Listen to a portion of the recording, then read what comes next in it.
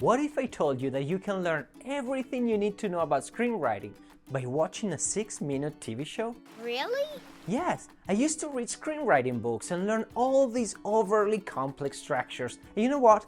I would get so confused that I had no idea where to start. Until one day, I listened to a masterclass by Craig Mazin that completely changed the way I approach my writing. It was like I had been given a magic wand that could unlock the heart of my stories. And I want to share that magic wand with you. Hooray! We'll do it by breaking down an episode of Bluey, because it exemplifies this perfectly. And thanks to my daughters, I can't get enough of the show.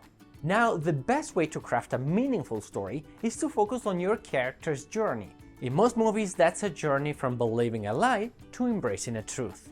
We'll analyze this episode using the story circle, which you might be familiar with from our previous videos. Think of it as a clock divided into 3 sections: beginning, middle, and end. Act 1, Act 2, and Act 3. This will make more sense in a minute. As with most stories, this one begins by introducing the protagonist in her ordinary life. The family is bored on a hot summer day, and Blue is complaining about brushing her teeth. It's boring. Boring things are still important. This interaction raises a central dramatic question. Are boring things important? The question creates 2 opposing views. Boring things take the fun away, versus boring things are important. Bluey starts her journey believing that boring things can be dismissed. But is she right? Let's find out. To do that, we need to push the character into an adventure which explores that question. You might know this as the inciting incident or the catalyst. It's an event that sets your story into motion. Uncle Stripe said we could use his pool while he's in Bali. But how does going to the pool connect with the central dramatic question? Don't just get the fun stuff, I mean the bag of stuff. Boring. Yeah, boring. There you go. After the inciting incident, the central dramatic question is debated. Mum always makes us do so many boring things. That is way more fun. I am. In this episode, it's just a quick exchange in the car. This leads to Act 2, where the character steps into a completely new territory. Physically, emotionally, or both. Alice finds herself in Wonderland, Marlin journeys into the ocean to find Nemo, and Bluey goes to the pool. When they get there, Bluey's initial belief gets challenged by the story. Because they didn't bring any sandals, Bluey burns her feet. Because they didn't bring sunscreen, they couldn't use the whole pool. Because they didn't bring their floaties, Bingo is forced to stay in the shallow part of the pool. Because they didn't bring their goggles, the pool water makes Bluey's eyes itchy. See how it works? Act 2 is usually the part of the story we struggle with the most, but understanding that it's just a chain of events that pushes your protagonist towards discovering the truth makes writing it easier. In this episode, each story moment goes against Bluey's initial belief.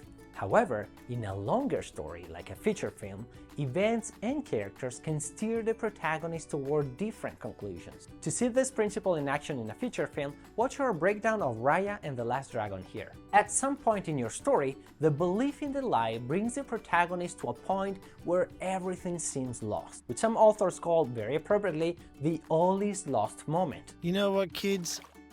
I think we might be done. We enter the 3rd act, and tensions escalate into the climax section of the story. Dad, I'm freezing. Dad, I'm hungry. Dad, I'm starving. Dad. Okay. Where Bluey finally embraces the truth. I think Dad is actually boring. And she's proven right. In the resolution, Mama arrives, and with her is none other than the pool bag. I brought all the swim stuff you left behind. They can finally enjoy the pool, and the answer to the initial dramatic question couldn't be clearer. So boring things are important sometimes then? Yes.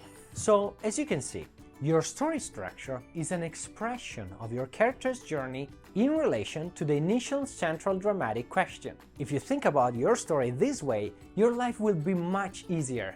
I always want to offer you practical advice on how we actually work in the industry. If you want to succeed in your animation career, but sometimes feel lost and need guidance, then I'd like to invite you to join the Write for Animation Academy. a monthly membership where you get access to exclusive material and meet other animation storytellers like you.